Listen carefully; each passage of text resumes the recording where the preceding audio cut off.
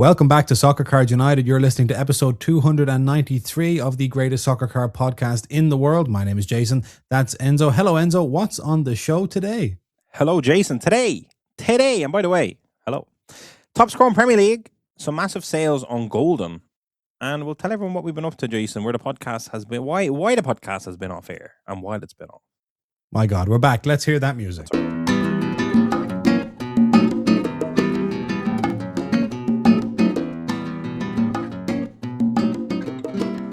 Okay, Enzo, first podcast of 2026 for us. First time the listeners have heard from us since late October. They heard from Soccer Card Santa around Christmas, but we're now back with them. I suppose the big questions are, where have we been and how has it been? Jason, first of all, Happy New Year to everyone and Happy Christmas, Happy Holidays. I wish everyone nothing but happiness, health and prosperity in 2026, Jason. That's a beautiful message. Thank you.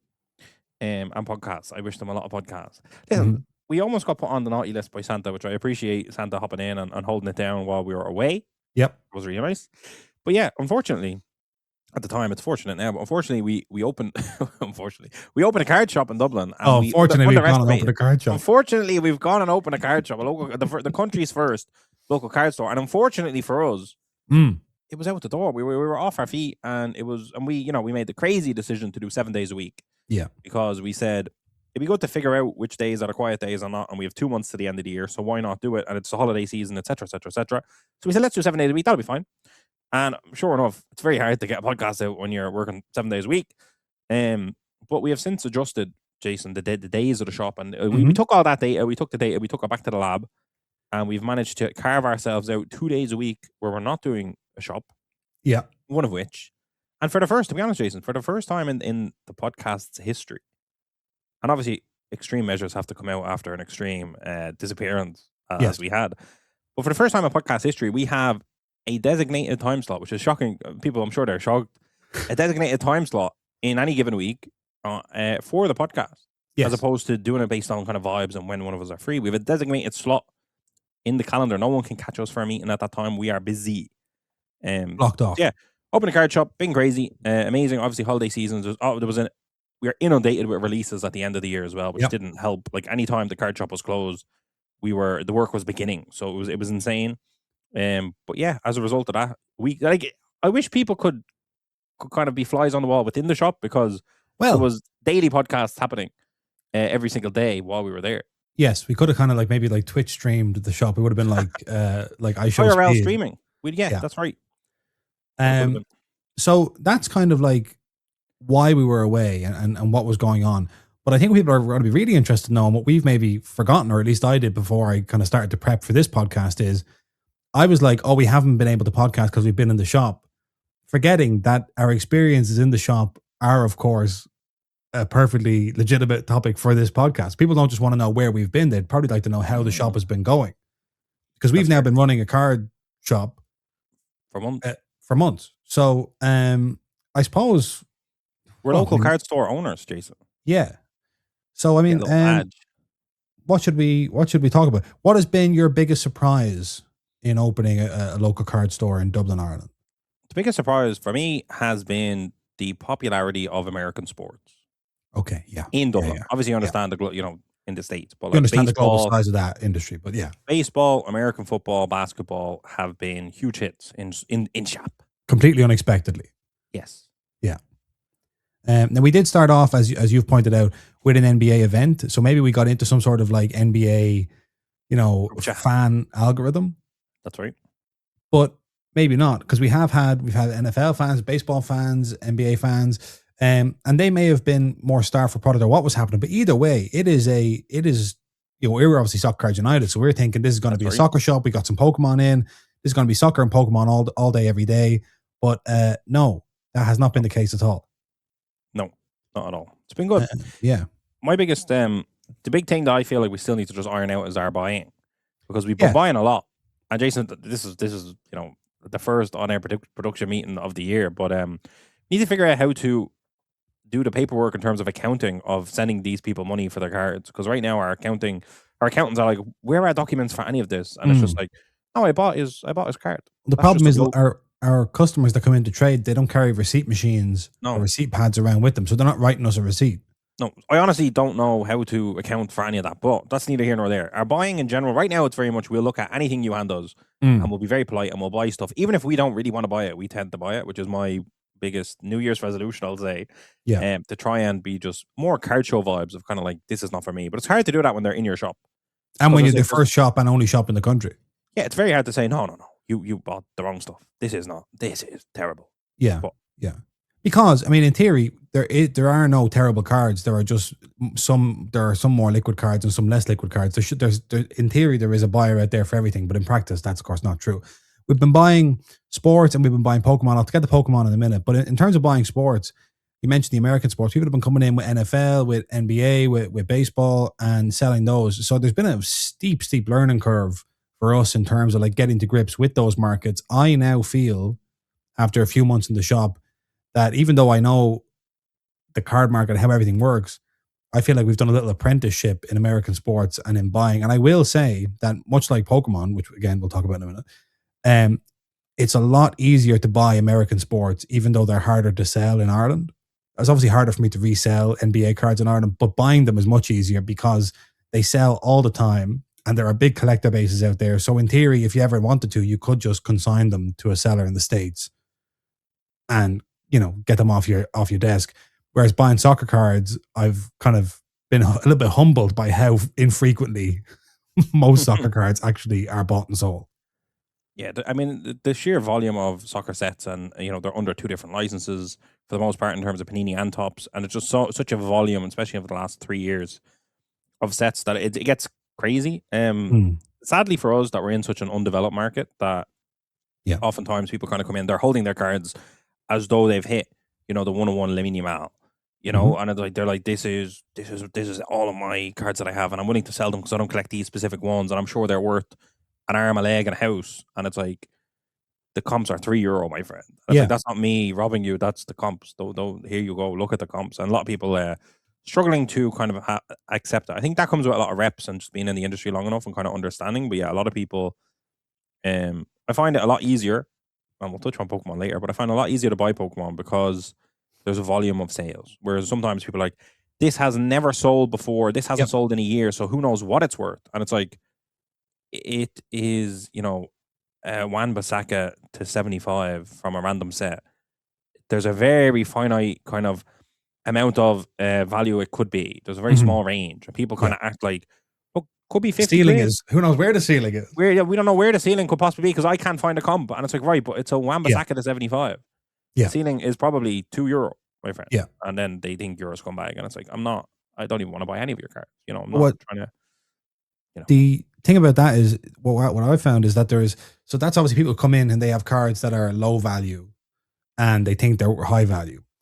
And then you have the other situation, which is people come in with legitimately great stuff and we don't buy that either. Because it's like, I found as a sort of like buying, like there is a middle ground where I can, as a shop owner, actually operate. I can't, like somebody brought in yesterday a really nice Leaf Man United, obviously unlicensed, but red Man United jersey, Ronaldo autograph, and the card was a red color match, whatever. And so they were like, "This is a great card. Do you want to buy it?" It goes for 700 or 800, and that is a perfect example of a card where it was like, I don't really want to buy this because you could just sell this on eBay. There are some cards that are like so liquid that it's not even worth us buying them because we're not going to just cash you out. I understand the urge to, and we will if you want to, but like we're not going to give you market price. So it's almost like it can't be too cheap and it can't be too expensive either. Yeah, we're always telling people you're better off selling this on eBay. It's like, because like oftentimes it's also like there's a lot of time people come in and go, look, I know, yeah, you have to make your money as well. And it's like, yeah, grand. The comp's at 200. You're saying you'll happily take 200. That's not how that works. What are you talking about? Yes. And it's like on the flip side, when you have something liquid like that, that's 700 quid. We're diving straight into this podcast, by the way. That's 700 quid. It's like, right, it sells for 700 quid and you can get 700 quid for this all day. But you are in a shop selling it to me. I'm not a collector of this specific card. And I'm going to put it up for sale, and people are going to see comps at 700. So I'm going to want to be at 650 to 700, roughly. Yeah. So like the best I can offer you is whether it's 450, 500, 550 maybe. But then you're like, even if you say 550, they look at you and they go, but it's comping at 700. Yeah. It's like, yeah, exactly. It's like Yeah, so it's not. it's almost like I'm sure we And there's could. There's like a taxes curve. involved. There's all sorts. There's Like a sorts. It's curve of confusing. like it has to be liquid enough for me to sell it, but not so liquid that you could sell it yourself. And like people specifically in Ireland don't really want to sell anything themselves because it's really, really hard to sell from an island that's not. Yeah, but again, not if you have like a really liquid No, I card. know. Then collectors actually will buy it. So it almost there is like that thing of like if it's so desirable that you don't need us, then you don't need us. But if it's not desirable, even to us, but most people have been grand, by the way. Yeah, no, my biggest gripe with everyone has been, I would say maybe 2 people in the course of 2 months have come in and actually had prices on their cards. Mm-hmm. Whereas like everyone else was like, wabam, there's a big box of cards, you figure it out. And then you figure it out, and then at the end they go, oh, I don't know about that. And it's like, I've just done all of the I've spent 2 hours comping all of your cards. Yeah. And I said, before I started, I said, are all of these for sale? And you said, yeah, I don't care about any of them. And then you give them the price, and they're going, no, I don't know about that. It's a bit low. And it's like, right, but that's the price. What do you want? So I do want to get to a point where I'm just like, price your shit before you come in. Yeah, but then the problem is then, I mean, I've been in situations with people where they've had prices and I don't agree with the price. So that's in that case they have priced it themselves, and I'm like, well, I've checked your prices and I don't like them. But that's because it's so weird. It's so weird. I've had people like, in fairness, the people that have come in with prices on the cards have been so easy to just shut down and go, I'm not buying any of this because it comps at 100 and your price is 240. So there's nothing. Yeah. None of us are going to be happy about this. Yeah. It's buying. I honestly like buying is when it goes well and it's fun and people are reasonable and they have cool stuff, etc. It can be really, really fun. And we bought some cool like vintage basketball upper deck seal boxes. We bought like Topps Pokemon stickers from the 1996 or 99 or whatever. Super cool stuff. So I never want to shut the door on buying, but shop life would be so easy without buying. But obviously you want to always have new inventory and you want to provide that service to people coming in. But it's like, it's probably my least favorite part of the shop. Despite the fact that I do also get a kick out of it. From the listeners, what if they have a local card store, what their local card store's buying policy is, what their experience buying is, and just hear from the other. Maybe there's some people who work in local card stores or who do a lot of buying at shows. They can write in and commiserate with us or empathize with us or give us tips. And from people who are on the other side of the counter, let us know what you find works for you. And I don't just mean, I find it works when the people give me the prices I want. Like what do you like in someone who's offering to buy? Like what do you need from us as a buyer to make your life to make this all as amicable and as smooth as possible? Like I would say over the course of the 2 months, our average trade-in value was probably 75%. And maybe our cash value was 65 to 70. Like in some cards we've given 80%, and in some cards it's been at 65. But like that's the range we've kind of been in, is between 65 and 80. I feel like we've been very fair. But yeah, it's tough. It's tough. Jason, it's tough. Yeah. And it takes a lot of time. Especially sometimes the shop gets busy and you're there with a big pile of cards. You're kind of going, this is not, we need a different place for buying. Yeah. Or a designated day for buying or whatever the case may be. But there we go. So then we mentioned multiple times there the specter of Pokemon hanging over the shop. Pokemon. That has been, American sports is one thing, but then obviously Pokemon was something that wasn't a surprise. We knew when we opened the shop that Pokemon was going to be a big part of it. And there's all sorts of Pokemon trends. We could talk about how people in the sports hobby view Pokemon based on card shows versus how we've experienced Pokemon as a force in the hobby. In the shop, we could talk about buying Pokemon. We could talk about people selling their Pokemon and getting into sports at this moment because they feel that Pokemon is at a high. They feel that sports has more room to run. What would you like to say about Pokemon? It's been crazy. We have a double-sided standing card wall that was empty when we started and filled up very fast, and we have piles and piles because we've been buying heavy. Yeah. And for the most part, I think particularly because in Ireland there's not, or at least historically, there's not been that many card shows. That's changed now. There's loads of events happening, every few months. Dublin Card Show, February 28th, by the way. That's right. Where are we? There we go. Dublin Card. There we go. I've basically taken up the mantle as the designated Pokemon buyer. Yes. And it's been great fun. Like oftentimes people come in and you can take a stack off them that is valued at 300. You tell them, hey, this is valued at 300. I'll give you 240 for it. And they're like buzzing. You know what I mean? Because these are people that are not necessarily super hardcore. And they're just like, I can't believe it's worth 300. They're shocked and they're delighted. And you're buying it and then putting it in a wallet and someone else walks in the same day and starts buying, oh, I need that one. Boom, boom, boom. And it's just so liquid and so fun, I guess. Yeah. So buying that has actually been really, really fun. Particularly just because of how liquid they are and how frequently they sell. So the maths is super easy on it. Mm-hmm. we bought in lots and lots and lots and lots of Pokemon wax on secondary in advance of the shop, and we were very scared that everyone would be like, "You're so overpriced. We hate you. You're the worst people ever going to burn this place to the ground." Yeah, scalpers, etc., etc. But actually, somehow they've all kind of come in and said, "These are good prices. This is good. Yeah, unbelievable." So everyone's been really happy. We haven't promoted too much to the Pokemon people, so a lot of people have kind of come in going, "No one knows about this place. This is mad. Like, you should tell everyone. You should." The amount of people that have come in and told us we should advertise, by the way. So many people are like, "You should really like advertise. You should really tell people about this place." And we're just like, where are we? Yeah, we're fine. Thank you. We're just little local card store owners. We're minding our own business. We have a podcast we don't do to promote the shop. Don't worry. Yeah, don't worry about it. Don't worry about us. We're doing all right. But no, it's been really good. It's been really fun. It's tough not having direct supply of Pokemon because we're always like one step behind.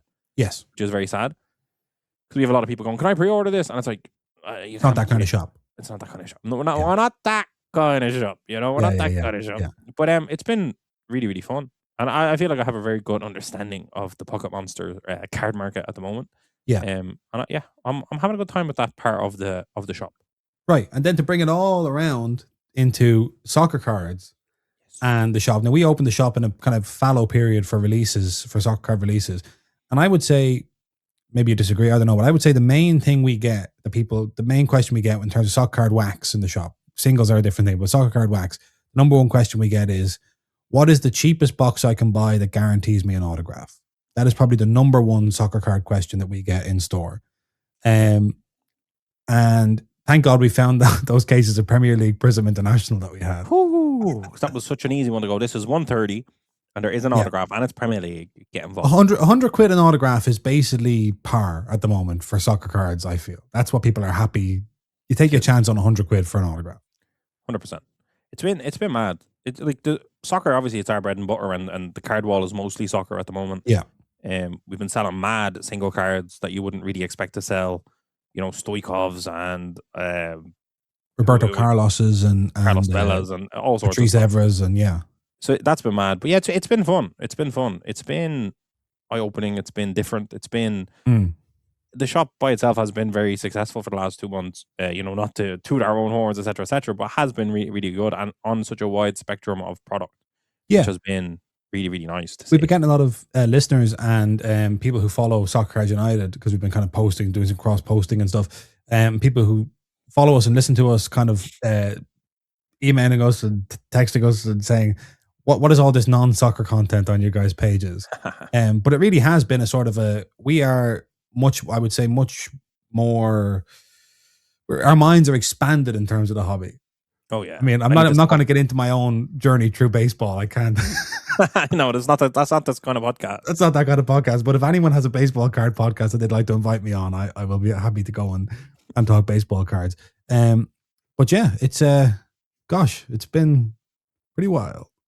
It's been crazy. The best part about the shop is that even like the wax that sells inside it, and obviously we only sell our singles in shop. We don't have it online anywhere, and our supplies, the supplies are online in fairness. But like we don't sell singles anywhere other than the shop. But separate to that, it's like the SKUs that have sold in shop are so different to what we sell online, and like that's been really fun.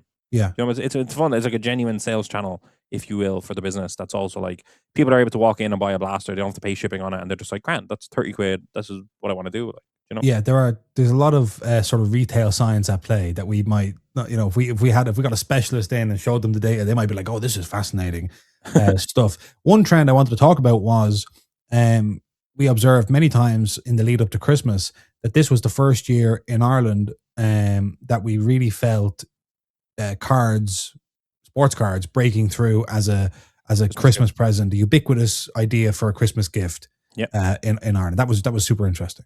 The hobby is growing at a rapid pace, particularly in Ireland, obviously across Europe and across the world, I'm sure. But we're feeling it heavy because we've always had our fingers so far on the pulse in the country, and now having a shop and kind of getting those in-person interactions and just conversations. And yeah, we see it in the data, Jason. We see it in the data. People, the amount of people coming in and saying, "Do you have gift cards? Do you have gift cards?" Because they're like, I know he likes cards. I don't know what he wants. You know. Yeah. We've seen many people come in to do Chris Kindle's Secret Santa for those of you globally. And yeah, it's been mad. We've also had the luxury of being able to sell by the pack in store, hanger packs, fat packs, and just pack dispensers, etc. an affordable entry point into a hobby box if you can split it into packs that are $10, quote unquote, €10 instead of €180 box, etc. So yeah, it's been mad. It's been mad, Jason. Jason, it looks like you're in the Joe Rogan studio, by the way. Oh no, It's not what you're going for. That was not what I was going for at all. You're about to tell me a secret about ancient Egypt that conventional science doesn't know about. Yeah, there are pyramids in Venezuela. We've got to go in. Oh my God. See what's inside. They're hiding the aliens. But right, so let's talk about a new product, Premier League Chrome, after this short break. Right, we're back. Enzo, there have been multiple releases in the last few weeks, but we decided to just draw a line under all of those. And I'm sure they'll come up organically in conversations in the next few episodes, but draw a line under those and talk about something which has been released for pre-order today, which is 2026 Topps Chrome Premier League. There's a new release shining bright in the hobby, says this page from Topps. Value boxes been released and hobby boxes been released for pre-order. Premier League line on the top. Yeah. So the box is purple. Very good. Just to say, just if anyone. This is what the people. By the way, the people have been missing this type of insight. This has been, Jesus. It's been too long, Jay. You need to come back. The box is. I can confirm. Breaking news here. Purple. Yeah. The box is purple. Everybody. Because people talk about, people announce like who are the cover stars for a certain release, like who's on NBA Chrome, like is Cooper Flag going to be, whatever. And it's like, forget about that. What color is the box? That's what people want to know. It is important. It's definitely important, especially in fairness. Like you want to differentiate this from Chrome when it comes out. Yep. But 2026 trading cards, which is kind of interesting that it's not 25-26 season, if that makes sense. One Chrome autograph per box. And what I like about it, as someone who broke a lot of the flagship Premier League, is that Mbeumo is on the box in the United kit. So kind of treating a little bit of an update, much needed update to the flagship release, which is that the transfers seem to have crossed over, which is really, really nice. Yeah. Is Isak's for Newcastle, isn't he? He is flagship. Indeed. Yeah, exactly. And somebody traded into speaking of the shop, somebody traded in a Cunha Wolves autograph into the shop from flagship. So anyway, look, never mind all that. There's Mohamed Salah with autographs. That happened while we were off the air. On card autograph. That looks like it says Salah, by the way. That K looks nuts. It does look like it says Mohamed Salah. Mohamed Salah. The on-card auto there is beautiful and something that we're going to see not just of Salah but of multiple players in the Premier League. So for Topps to take the license off Panini and then the first proper hobby flag, like not obviously flagship was flagship, but this was the first Chrome quote unquote equivalent of Prism to bring the first one out and to be just like fuck it, on-card autos. Yeah. And by the way, Mohamed Salah autos. So that is so far, they've been doing a much better job than Panini have with the Premier League license, and that's before Chrome even hits the market. So I'm excited for Chrome. Let's take a look at some of these images just as a little sort of first reaction thing. So we see here, this looks like a logo fractor parallel retro. To 92. Anyone wondering what the significance is? 1992-93 was the first season of the Premier League. The Barclays. And then over here, this Carlos Baleba card. It's an insert entitled "Give Him His Flowers." This is the start of a big trend in this product. Sorry, which is, what would you call it? A sort of a Premier League meme culture centric design. That's right. That's exactly what I would call it. But yes, basically all sorts of like football. I'm not even going to say football lingo, but like football pop culture. Language. Commentary lingo or commentary, social media, so there's a lot of phrases upcoming in the insert checklist. That's all I'll say for now. So how you feeling about this, Enzo? I don't like the look of that one. No, that's not for you. Not for me, I would say. There's a super fractor. You like that? That's for you. I love that. Interesting that it's the same design as flagship. I don't hate it, but again, I've just opened so much flagship that I'm done. I'm finished. I've seen too much. Yeah, but I don't hate it. I think Topps Chrome brings a real pop to it, and I'm excited. I'm excited, Jason. I'm excited for a bit of Premier League action. I've been breaking that. It's been my breakers connoisseur's choice, Jason. So Premier League Chrome, that's a big release for me. That's a big release for a guy like me. That's a big you and your community. That's a big release. That's right. Yeah. And then over here we have another phrase insert. I'm calling these phrase inserts. That's my new term that I just invented. Cool. The streets won't forget. And this I think that one looks nice. You like this one? The streets won't forget about Papi Cisse and the brace he got against Chelsea. Mm-hmm. This is exactly the kind of thing. The conversations they want being stimulated by these cards. Yeah. But I don't like that. In terms of, I'm going to rate these on design as well. I like the design of this one. Yep, me too. Okay, this one, Alive and Kicking. That's not my favorite. I don't like that. I don't know what's going on there. And then That's His Job. For Jean-Philippe Mateta, and then a little arrow pointed down saying striker. So that's his job. For anyone who doesn't know, so a lot of these are centered around not just Premier League culture, but around Sky Sports coverage of the Premier League in the UK and Ireland. So we're talking about the likes of Jamie Carragher, Gary Neville, Roy Keane, Micah Richards, Daniel Sturridge this season. So some people may be looking at these inserts, scratching their head and going, "What is this? What's going on?" That's His Job is a Roy Keaneism, a famous Roy Keane. That's his job. That's his job. Yeah. And this, I think, because it's a Roy Keane phrase, I think this has sort of like I think it sort of rattled me a little bit. I think because I feel like I feel very familiar with Roy Keane, so I'm just like, something Roy Keane says can't be on a card. But like, in fairness, it's not just Roy Keane that says that. No, but that he's the one who popularized it. That's his job. Yeah. I'm not saying I don't like it. I'm just saying this is all very, very close to home. Is all of it. I like the comic booky kind of vibe to that one. I don't hate it. I don't hate that one. Right. Golazzo, Tony Yeboah, of course, famous Golazzo merchant. I never liked Golazzo. Yeah, Golazzo back and forth between being an insert and being a case hit in various products. And then Locked In. Would you say Florian Wirtz's been locked in this season? I wouldn't think so, but they weren't to know that when they designed the product. Yeah, he looks like he was locked up this season. But that's an alright one. I don't hate it. I don't love it. Don't hate it. Right. So we're so on the inserts, but it is definitely at least unique compared to something like a Groovy from Panini Prism, related in some way to Premier League culture. Yeah, it's not just a kind of copy and paste from Champions League Chrome either. You know, there's actually Premier League culture. You hit that on the head there, Jason. Thank you. That's the kind of never mind the color of the box. That's the kind of podcasting people have been looking for. To be honest, for me, the fact that the box is purple is utterly fascinating. All right, so this is a classic. 4 cards per pack, 20 packs per box, 1 autograph card per box, 4 exclusive Prism parallels per box. So those are hobby exclusive Prism parallels. Would you like to take a look at the checklist? Yes, big time. Right, here we are now. I'll zoom in a little bit and we can do some scrolling. This is good old fashioned Soccer United. I love this. Checklist scrolling. So we got rookies. We got future stars. What does this mean when it says future stars here, where it says rookie? Does that mean, if you can, I'll zoom in. Yeah, I think it's just saying there's a future star. You know, some of the checklists would say veteran or something on like, they almost designate everyone something. So I think they're saying that's not a rookie, but I thought he was a rookie this year, was he not? No. It's last year. So yeah, so they're just saying he's a future star. Okay. It's like the checklist is saying, I rate this one. I think this is a good one. Yeah. Costulas there for Brighton, who came, I believe, from Olympiacos. His rookies are in Merlin Chrome that just came out for last season. So that's people are chasing in that product, one of the things. So we'll go through we're not going to go through the base checklist, but there are 200 players on the base checklist. Hobby exclusive base card, Max Dellman. Max Dellman, yeah. Oh yeah, because he's a little young fella. He was only 15 or something when they probably started designing this. Yeah, maybe. That's weird. Like, it's interesting. Hobby exclusive base card. Yeah. Some people speculating, by some people I mean Sock Cards HQ, speculating that this means they basically packed Hobby last. And they were like, oh shit, Max Dellman, put him in. Yeah, 201 is funny. Yeah. But I like that. I like him being added in.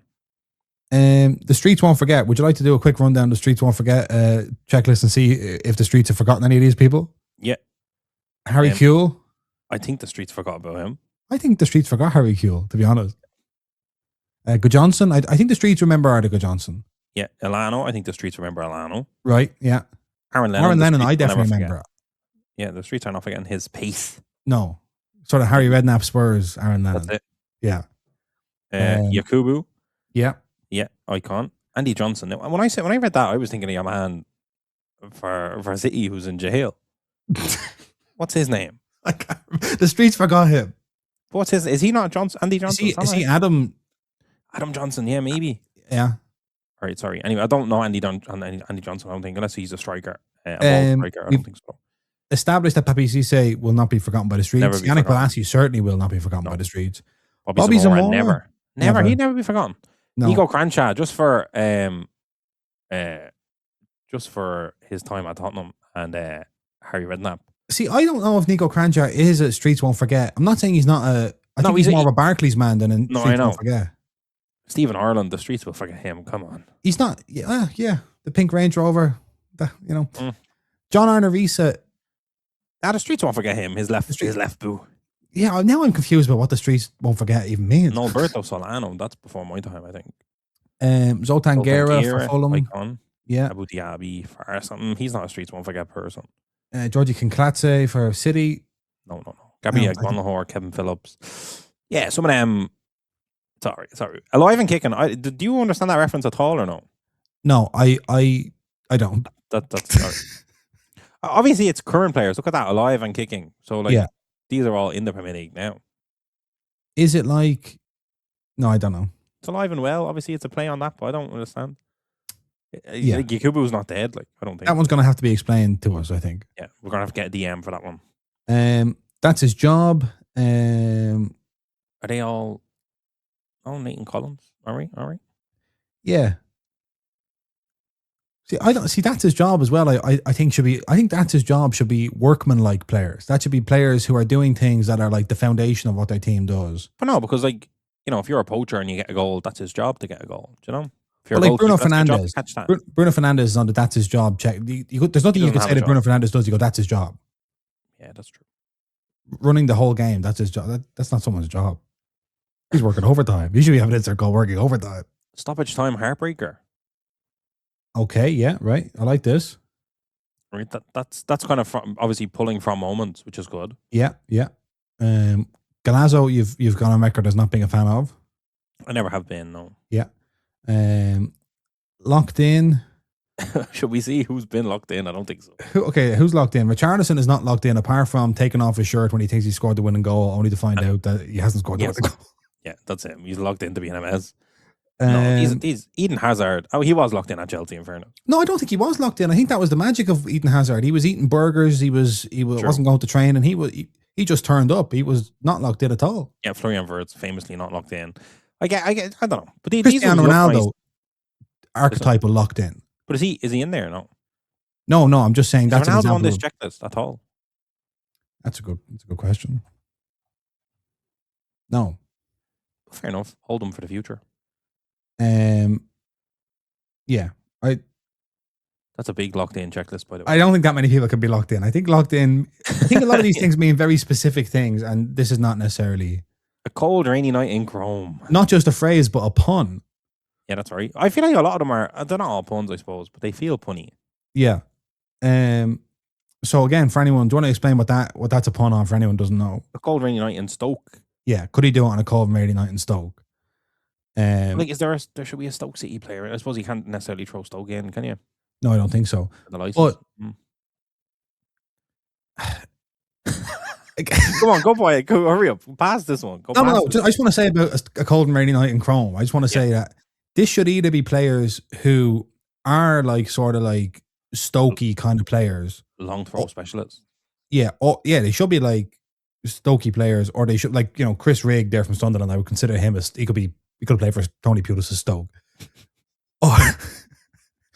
or it should be players like Mohamed Salah or Cesc Fabregas, sort of luxury players who did it in the Premier League. So it's people, the kind of thing you'd say, can he do it on a cold rainy night in Stoke? Yes, he can. Even though he's Thierry Henry, for example, I see him on the checklist. So, or Karu Matoma. Anyway, give him his flowers. Oh, look at that. That's these because I'm reading it. I think that in the way you said about that one, these players actually have.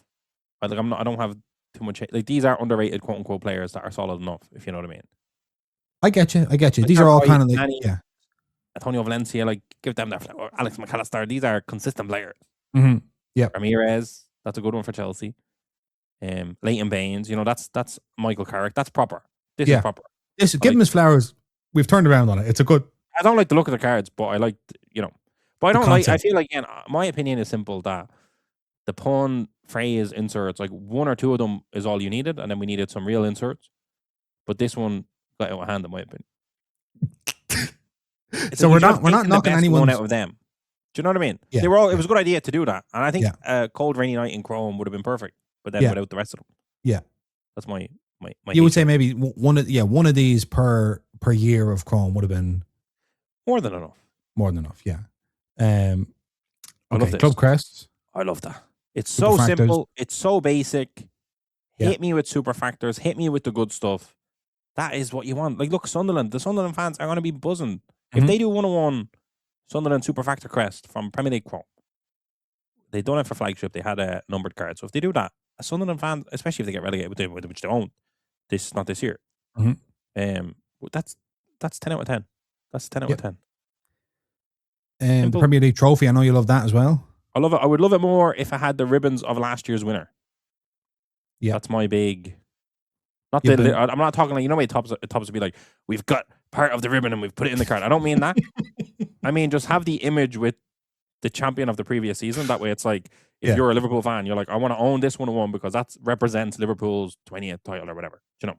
By the way, while we've been off air, the sort of we've cut the ribbon and put it in the card, industrial complex has gotten out of control, and I do have thoughts on it. I don't want to get into them now, but just so you know, I am watching and I am noting it with interest. And at some point on a slow news day, I will unleash both barrels on that whole thing.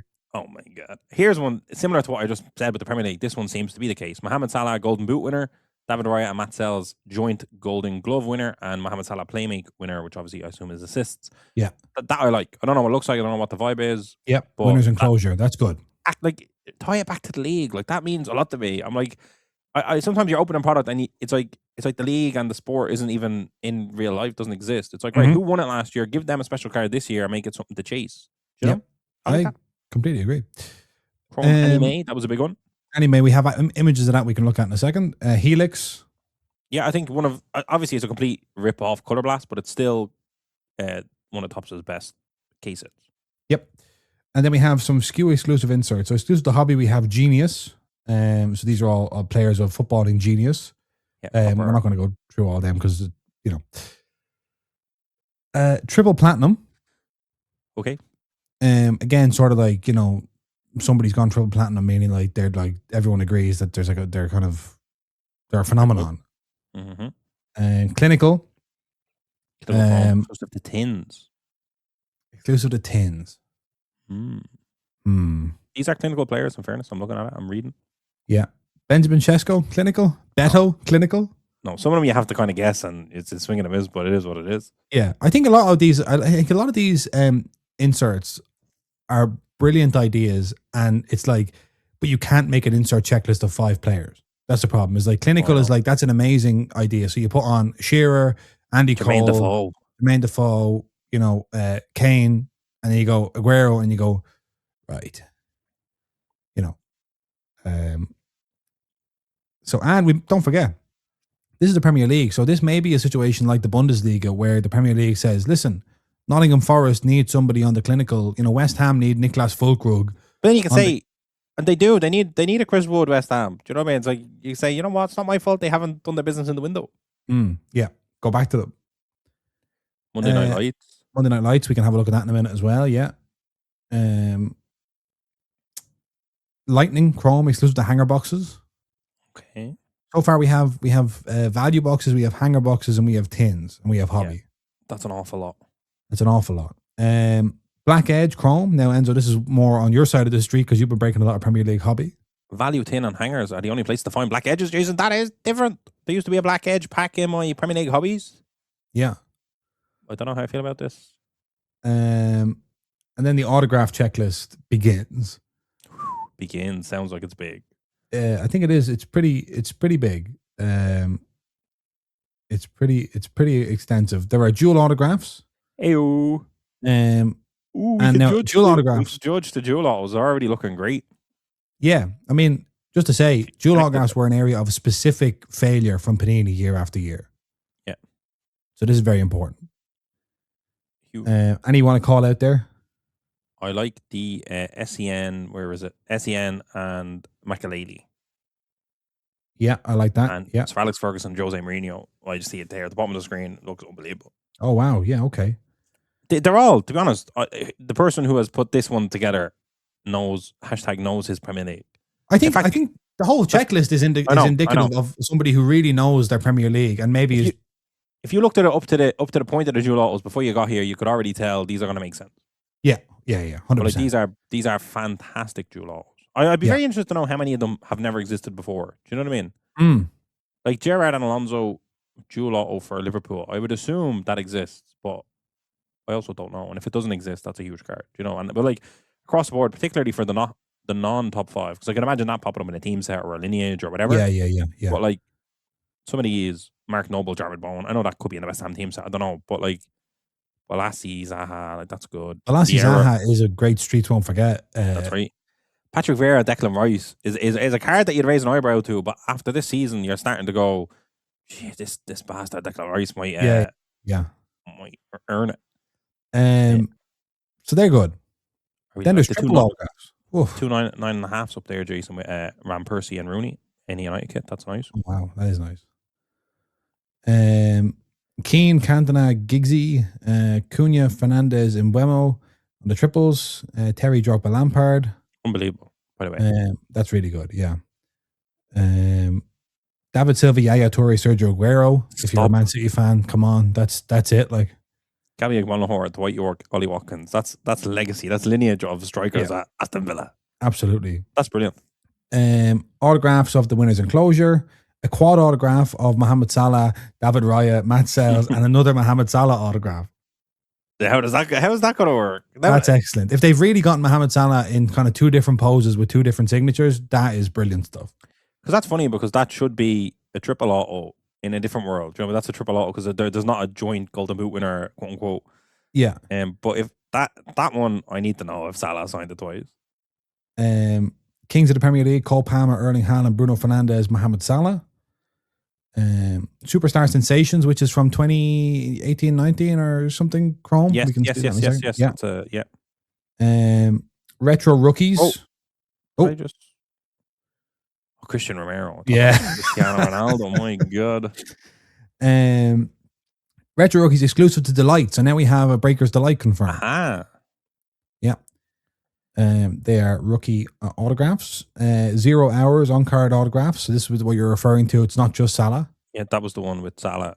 So that's pretty solid. Tosin, obviously him being in the hobby, Jason, that's going to help. Bruno Fernandes, Guimaraes, Jermaine Defoe, Miles Lewis, Kelly, Gareth Bale, Matheus Cunha, Jorgen Strand-Larsen, Thierry Henry, and Wayne Rooney. That's beautiful. That's real good. Cold Battle, Frozen Factor on-card autographs.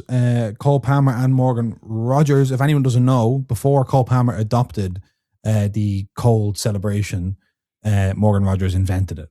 And that's why it's a battle, I guess. That's why it's a battle to see who has the cold celebration. That's on card as well. There we go. Right, so let me just have a look and show you some of the maybe inserts we didn't see because they were in the value box pre-order page. That's Monday Night Lights. Unremarkable, I would say. Mm-hmm. That's again the base design. There's the anime. I like them a lot. They look really good. Are they're a Prism insert? Are they anime? Yeah, there is a Prism anime insert. Yes. Yeah. Cold and Rainy Night. You know what's funny? Go back to that Haaland. What's funny with that as well? It's obviously anime, but they're using Haaland Celebration, which again is another thing that we always critique, which is like, why do we never see any players? Remember we talked about Humans on, etc. It's like, why do we never get to see that? And obviously, maybe it's a case of the photograph of a celebration cost way more, you know, the imagery. But if you're in anime style, you can actually do it. Which again, it's like we've never seen a Haaland like that at Kaboom, for example, if him doing that or anything similar to that. So it's kind of like, why do you not do things that actually happen in real life? And this is a good sign, I would say, for the anime checklist. Absolutely. I mean, if like there's no sense here of, as we said, of these cards not being designed with the Premier League in mind or with the Premier League fully taken to heart. Like this is like, for in fairness, as a kind of soccer card concern, this is an amazing achievement for the soccer card hobby to be at the point where soccer cards and Premier League cards and presumably the license was so expensive that it is worth tops spending the time, spending the money to get the right people in and actually making a product for that market, not just like here is a product of the Premier League for the American market or for the global market. This is actually for the people who watch the Premier League. Yeah. So even though maybe we criticize a little bit the overzealousness of some of the inserts, the intention is spot on. Spot on. This seems like maybe they use the same template as the Monday Night Lights. Yeah, that's. I felt like the two of them were kind of clashing for sure. Yeah. They've gone for like the green. And that one looks better than the other one. Do you know? Yeah. They did. Yeah. It does look a little bit AI, doesn't it? Well. We already saw these. We already saw those. Yeah. So then, look, that's what we've seen. Unless Beckett has something for us that we haven't seen. That is our Premier League Chrome, Jason. It's back. Since just to say, 19. Tell me.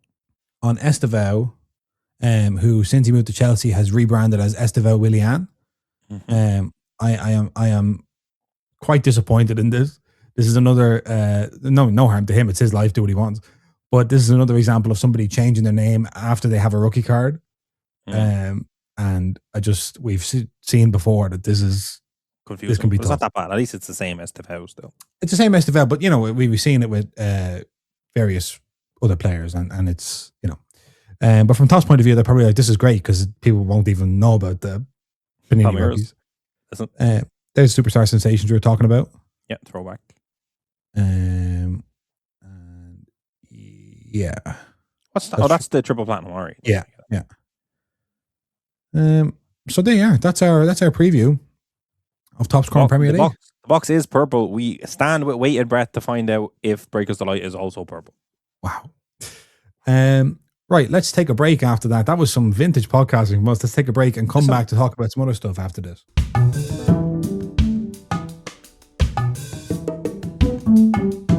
Okay, Enzo.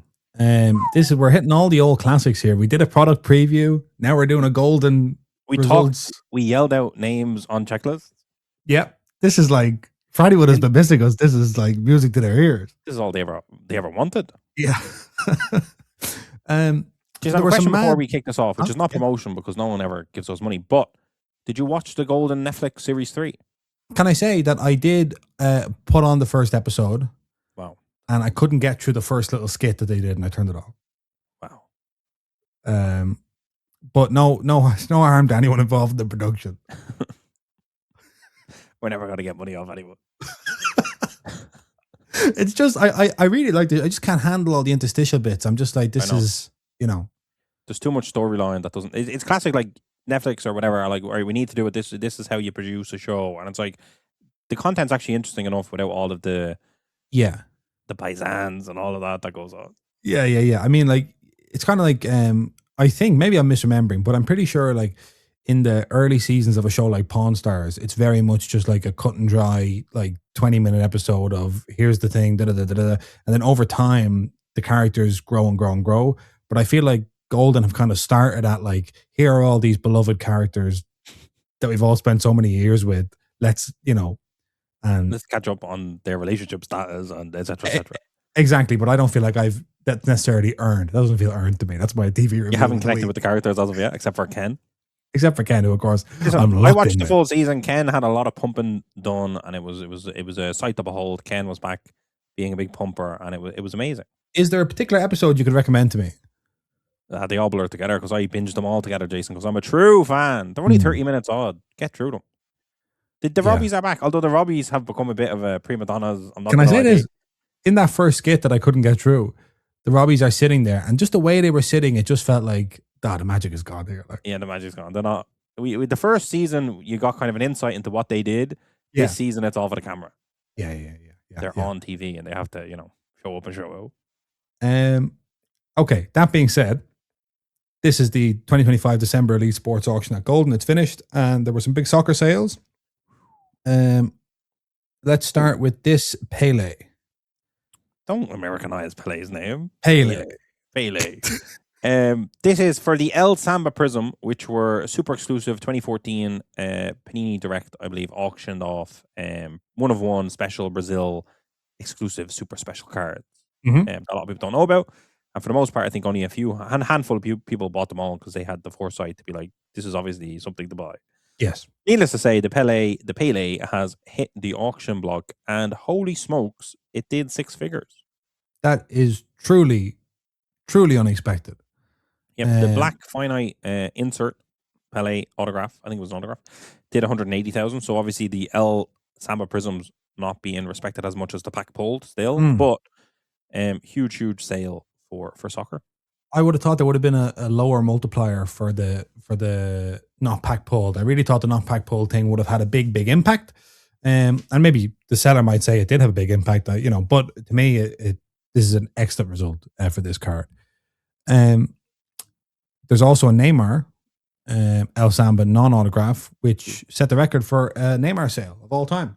47K. And in fairness, two of them kind of El Samba being like a Brazilian thing, this being a Brazilian World Cup, it makes sense that these are kind of super coveted Brazil cards. Yeah. 100%. And also then just to say, this rookie marks of excellence, 105, Lamine Yamal, PSA 9, with an auto 10, pop 3, that's 76. That's from proper season, because it gets confusing. So that's the real rookie year marks of excellence. Marks of excellence, even though they were all signed in his rookie year. That's an insane price, by the way. I know it's an on-card rookie and whatever, but that's mental. That was higher than I thought it was going to be. But what was very interesting as well was this is a 910 from PSA. Yep. The same card in a 910 from Finest. Not the same card actually, because it's a different. Yeah, different but similar. Okay, let's talk about multipliers. So this is from Inception 23-24. This is from 24-25 Finest, and it did 34. But it's also Beckett. So. It's a Beckett. So how much of what multipliers are at play here is a big question. The Ronaldo Pepe there on the far left, Jason, for 42 is a steal when you look at the prices of the other guys, I think. You can call it. Do you think Pepe is bringing that down? He shouldn't, but I think he is. I think he is. I think that's what's happened there. Obviously, it's people would say it's horizontal, people, whatever. But and it doesn't get the same Brazil bump that the two Brazilian players would get. In fairness, true. And I do think if that's a vertical Ronaldo from Ronaldo's, but bad auto from both of them, I think, in terms of off stickers. So yeah, it's fascinating. The Ronaldo market's still hot as ever though, which is interesting. Yeah. There's a look at that. There's a of 25 Panini Noir Spotlight signatures on card doing 53,000 in a BGS 8.5. This is a visual podcast, by the way, people. So you shouldn't really be saying look at that. Yeah, look at that, and it just a load of number. People know, people get it, but that's mad. Yeah, the Spotlight signatures from Noir, first year soccer Noir course, super popular now. Yeah, there's an MLS Finest Messi. My God, insert. He's the MLS Cup champion, Jason. Don't you forget. And we have a Inter Miami flag in our shop, courtesy of our mate. I forgot all about that. There you go. And then there's all sorts of Messi Ronaldo sales. I would like to skip down a little bit to this 21-22 Panini Prism Premier League Nebula Choice Michael Olise rookie in a PSA 8, a 101, which did $21,692. That's mental. We dreamt of these moments. This is the stuff. Like, in fairness, I feel like that's like almost in line with a Jude Bellingham all-time sale back in the day. Obviously you put it at a certain time. But like, that's Michael Olise. Jason, how do you feel about that? I feel great about it because I feel like first of all, it's obviously a Crystal Palace card record. It might even be a Premier League rookie record, not counting Estevao. Well, you can't not count someone. I do, because that's not a real rookie card. Oh, really. True. So that's fair. I'm just going to say don't want to get involved with him. But this is 21-22, so this is like kind of back in the midst of time a little bit. And the fact that it's Nebula is mental. Yeah, it's not the true. Because for the life of me, I can't sell Premier League Prism Choice when I'm on live. Yeah. So you're wondering why? Yeah, the Nebulas work. Come on, people. It's a PSA. It's a Nebula. It's Michael Olise in a Crystal Palace shirt. Like, this is, the Bayern Munich collectors are going from strength to strength. I'll tell you that much. We have a little more of a bit of. It's a good sign for Premier League Chrome, by the way. Seeing a 1 of 1 do something like that. Yes. Look at that Deco card there. I love the next one. The James? 15K for James. That has to be potential. I don't know if it's an all-time. He has so many nice cards, I think. I would say that's an all-time for James Rodriguez. It must be. Yeah, I would say so. I love that, just like what he did in that World Cup. I mean, talk about Streets Won't Forget. I know, that's Streets Won't Forget. Yeah. There's Estevao, is foil fractor doing 14.6. This one. So, by the way, who would have thunk that Estevao would be doing these kind of numbers? And apparently, there's a clause in Endrick's loan deal to Leon from Real Madrid that every time they play him, they owe Madrid less money for the loan. So Madrid have been literally like, we'll charge you if you don't play him. Like, you have to play him because we're not playing him, and somebody has to. So yeah. And then Enzo, come on, you must have been tempted to get involved here in this Buffon. I had sent you that when it was at the auction block, and I wanted to get it. And then I woke up one day in the midst of my Christmas and New Year's break, and I said, "Is that auction over?" And I went and checked, and it was. But to be fair, would I have reached those types of highs? Probably not. No, I think this has gone to the right home. If this was the price it reached, we have I mean, second year superfractors doing 10 grand. That's mad. The unlicensed Gerard, by the way, 10 grand is crazy. That's unlicensed. Do you think someone's made a play on these Sambas, or is it you know? Could be the Ronaldo optic doing an authentic as well, 10k. Mbappe kind of being forgotten about despite having an almost record-breaking season. A bit mad. Mbappe's market is super deflated, given everyone else's market is so juiced up. I love that Serie A Black Prism, Jason, of Ronaldo for Inter Milan, as much as I hate Inter Milan, because cool soccer prisms that came out with Chronicles when there was no soccer prism is amazing. Like, that's a Serie A prism. Like, that doesn't even exist. Like, I love this is like the depth of like the breadth and the depth of these sales are getting just more and more impressive all the time. Obviously, like, we saw Ronaldo when he had his couple of big 101 dynasty, the real Ronaldo I'm talking about, 101 dynasty sales. We were like, is this going to kind of trickle down to the R9 market, through the R9 market? And sure enough, it has. And the more and more players we see, the better it gets. This is great. That seems underpriced based on the Samba. Yeah, but that's, that hasn't had its day. For anyone wondering what are they pointing at, it's pointing at a Pele flawless at the 10. What the hell is this? Piggy banks.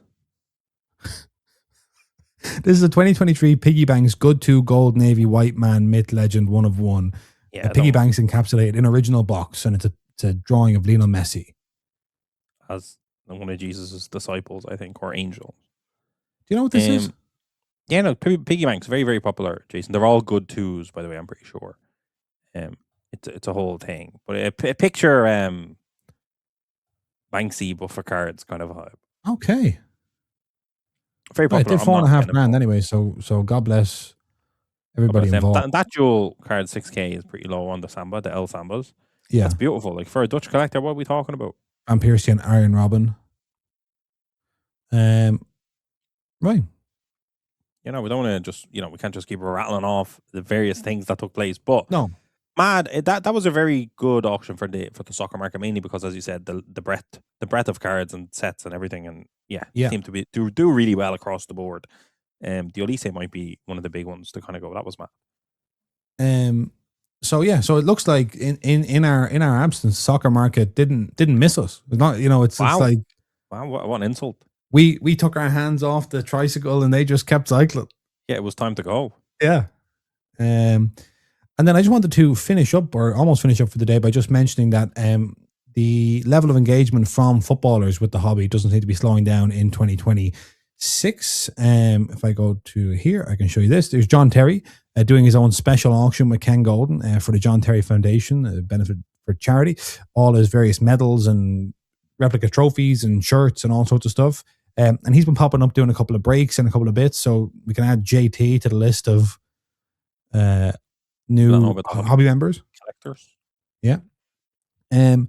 Obviously, Antoine Griezmann has been running Greasy Cards, or his team have been running Greasy Cards, but recently what I've noticed is Greasy Cards has made a big transition onto Antoine Griezmann's main socials feed, including his just about 40 million Instagram followers. He's posting Paul Skeens and Shohei Ohtani. He's posting Museum being available on his website. He's breaking all this for Christmas. My God, that's better than my Christmas. My Christmas didn't look like that, Jason.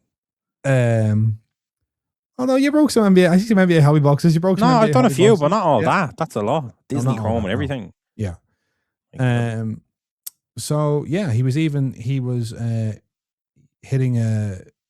Well, wait, you see what he hit. I'll see if I play. He's basically ripping with Koke, Atletico Madrid captain, Koke, a long-time colleague of his.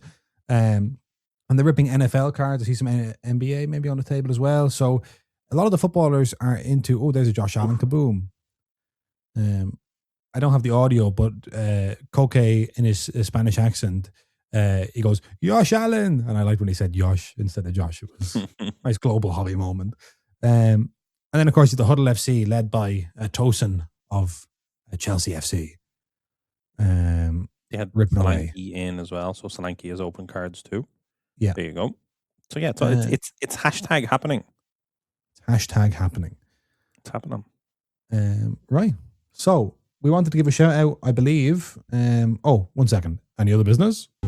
And now, gentlemen, is there any other business?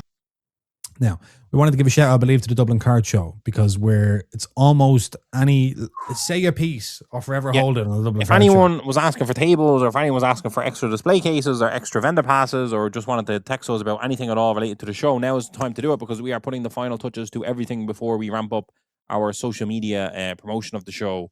We have various videos to put out, Jason, I believe. We have some announcements to do. I need to start running some ads just to get those last minute ticket sales through the door. But if anyone has anything done, because once we do it, we're not undoing it. Yep. So if you have anything you need for the Dublin Card Show, reach out to us this week, please. And also next week, Enzo, on the next episode of Soccer Cards United, which will be back next week. The consistency is unmatched. I know. We're going to find out what color Tennis Chrome box is. Yeah. We'll find out all sorts of things, I'd imagine. I might try and slightly de-organize my backdrop here. Don't. It looks great. And we also want to do a Q&A next week because we've been away for a few weeks and people may have questions that they would like us to cover that we didn't cover. We're off the air. So we're going to do a Q&A. We'll put a call out for Q&A questions on social media close to the time. But in the meantime, if you have any, you can get ahead of the crowd and shoot in your Q&A questions. We'd love to know what you guys would love to know about. Enzo's nodding. Again, I'm just nodding. I'm nodding. Visual podcast. Enzo's by the way, nodding. It is freezing in Dublin start of year. Jesus. Yeah. If you're coming to the shop, by the way, which is called Atlantic Collectibles, if you're coming bring there, a hot water bottle. Yeah. And a radiator. Sorry. Right. That's it from us. That is our first podcast of 2026. First of many podcasts of 2026 completed. We're going to finally break the 300. Yeah. It's only taken us about 2 years to get from 250 to 300. Okay, Enzo, I'll see you in Atlantic Collectibles in Dublin.